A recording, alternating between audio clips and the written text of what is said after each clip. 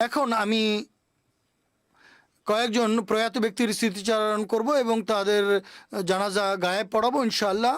প্রথম স্মৃতিচারণ হচ্ছে স্নেহের শাহরিয়ার রাকিনের, যিনি মোহাম্মদ আব্দুল ওয়াহাব সাহেব বাংলাদেশের পুত্র ছিলেন।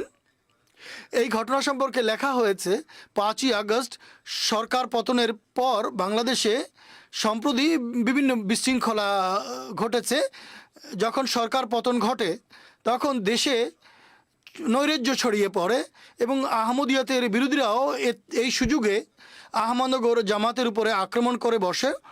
বিরুদ্ধবাদীরা এখানেও পূর্বেও আক্রমণ করেছে। বিরুদ্ধবাদীরা আহমদীদের বাড়িঘর পুড়িয়ে দিচ্ছিল আর মসজিদে আগুন লাগিয়েছে। জামেয়ার পরে জলসাগার দিকে যায়। তারা জামেয়ায় প্রবেশ করতে সক্ষম হয়নি, কিন্তু জলসাগার পেছন দিক থেকে জলসাগায় ডিউটি দেওয়ার জন্য যা খোদ্দামরা ছিল তাদেরকে ঘিরে ফেলে এবং তাদের উপর আক্রমণ করতে থাকে। তখন স্নেহের শাহরিয়ারের মাথায় চরম আঘাত লাগে, গুরুতর আঘাত লাগে। 3 মাস চিকিৎসা গ্রহণের পর 8ই নভেম্বর 16 বছর বয়সে সে ইন্তেকাল করে। ইন্না লিল্লাহি ওয়া ইন্না ইলাইহি রাজিউন। এভাবে তিনি শাহাদাতের পদমর্যাদা লাভ করেছেন। স্নেহের শাহরিয়ার ওয়াকফে নওয়ের অন্তর্ভুক্ত ছিলেন। শোকসন্তপ্ত পরিবারে পিতামাতা, দাদা দাদি ছাড়া 1 বোন এবং 2 জন ভাই রেখে গেছেন। মরহুমের পরিবারে আহমদিয়াত প্রবেশ করেছিল তার বড় দাদা মুন্সি সিরাজুল ইসলাম সাহেবের মাধ্যমে, যিনি আল্লামা জিল্লুর রহমান সাহেবের মাধ্যমে পরিবারের অধিকাংশ সদস্য সহ বয়াত করে আহমদিয়া জামাতভুক্ত হয়েছিলেন। মরহুম নিজেও জামাতের একজন সেবক ছিলেন। আতফালুল আহমদিয়ার আমেলায় সেক্রেটারি মাল হিসেবে তিনি কাজ করছিলেন। শাহরিয়ার রাকিনের কথা হুজুর বলছেন। তার মা লিখেছেন, তার এই পুত্র শুরু থেকে নামাজ এবং ইবাদতে নিয়মিত ছিল এবং জামাতের কাজকর্মে সবচেয়ে বেশি আগ্রহ রাখত।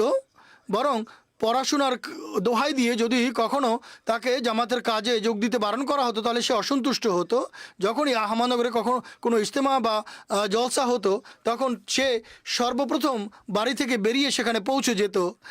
বাড়ির ছোট ছেলে হওয়ার কারণে তার মা বলছেন, আমার আদরের ছিল, স্নেহের ছিল, আমার সব গৃহস্থালী কাজে সে সাহায্য সহযোগিতা করত। এই ছেলেটি খুবই সামাজিক ছিল। কোনো কারোর সাথে দেখা হলে খুব সহজে তাদের সঙ্গে মিলেমিশে যেত। তার মা বলছে, বড় ভাইয়ের মতো সেও জামেয়া যাওয়ার প্রস্তুতি নিচ্ছিল। তার মা একথাও লিখেছেন, প্রথমে তার এই স্বপ্ন এসেছিল বা তিনি দেখেছেন যে যাতে স্নেহের শাহরিয়ারের শাহাদাত সম্পর্কে সংবাদ দেওয়া হয়েছিল। খোদামুল আহমদিয়া আহমদনগরের কায়েদ তিনি বলছেন, নাজমুস সাকেব সাহেব, যে গত বছর মার্চ 2023 জলসার সময় আক্রমণের ফলে ইঞ্জিনিয়ার জাহেদ হাসান সাহেব শহীদ হয়েছিলেন এবং আমরা, হুজুর বলছেন যে আমি এখানে তার জানাজা গায়ে পড়েছিলাম এবং খুতবায় তার স্মৃতিচারণ করেছিলাম। তিনি বলছেন যে আমরা সবাই ডিউটির সময় নাস্তা করে খুতবা শুনছিলাম। তখন স্নেহের শাহরিয়ার রাকিন বলে, আজ আমি যদি শহীদ হতাম তাহলে আমারও হুজুর স্মৃতিচারণ করতেন। লিখেছেন যে বিস্তারিত ঘটনায় যখন আক্রমণকারীরা 5ই আগস্ট অকস্মাৎ আক্রমণ করে, এবার যে আক্রমণ হয়েছে, ব্যাপক সংখ্যক আহমদি জামিয়া নিরাপত্তার জন্য প্রস্তুত ছিল আর রাস্তার অপর দিকে 15 জন খুদ্দাম জলসাগার নিরাপত্তার দায়িত্ব পালন করছিল। শাহরিয়ার তাদের মধ্যেই এসে যোগদান করে, অত্যন্ত বীরত্বের সঙ্গে নিরাপত্তা দায়িত্ব পালন করছিল এবং নিরাপত্তা দায়িত্বে কায়েদ সাহেবকে সহযোগিতা করছিল। আক্রমণকারীরা হঠাৎ করে গেট ভেঙে ভিতরে প্রবেশ করে আর ভিতরে প্রবেশ করেই আক্রমণ করে এবং লাঠি সোঁটা দিয়ে আমাদের ছেলেদেরও আক্রমণ করে, অনেককেই আহত করে।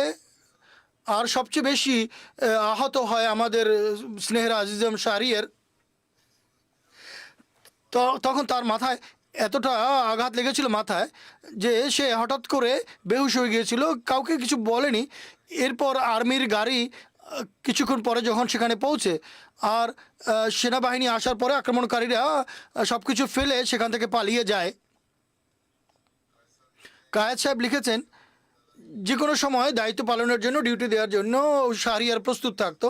মসজিদের পরিষ্কার পরিচ্ছন্নতা এবং ওয়াকারে আমলে নিজেই অংশগ্রহণ করত এবং অন্যদেরকেও যোগদানের জন্য উৎসাহিত করত। 5 বেলা নামাজ এবং তাহাজ্জুদের নামাজের জন্য বেদারির কাজ করত, লোকদের নামাজের জন্য ডাকতো। বাংলাদেশ জামিয়ার শিক্ষার্থী একজন বলছেন, যখন তার দাফন হচ্ছিল সেদিন জলসাগাহে আমার ডিউটি ছিল। সেই এলাকায় আমি আহমদনগরের এক খাদেমকে জিজ্ঞেস করি, আপনারা অধিকাংশ সময় তার সাথে থাকতেন এবং তার সঙ্গে খেলাধুলা করতেন, এমন কোন বিশেষত্ব ছিল যা অন্যদের থেকে তাকে স্বতন্ত্র মর্যাদা দান করে? তিনি বলেন, বা সেই একই কথা, 2023-এর জলসার সময় শহীদ জাহিদ হাসান সম্পর্কে যে প্রদর্শনী ব্যবস্থা করা হয়েছিল, আমরা সবাই মিলে সেই প্রদর্শনী দেখছিলাম। তখন হঠাৎ করে রাকিন বলতে আরম্ভ করে, হায় জাহেদ ভাইয়ের মতো আমিও যদি শহীদের পদমর্যাদা লাভ করতাম তাহলে আমার ছবি ওখানে হতো, আর খুতবায় হুজুর আমার উল্লেখ করতেন।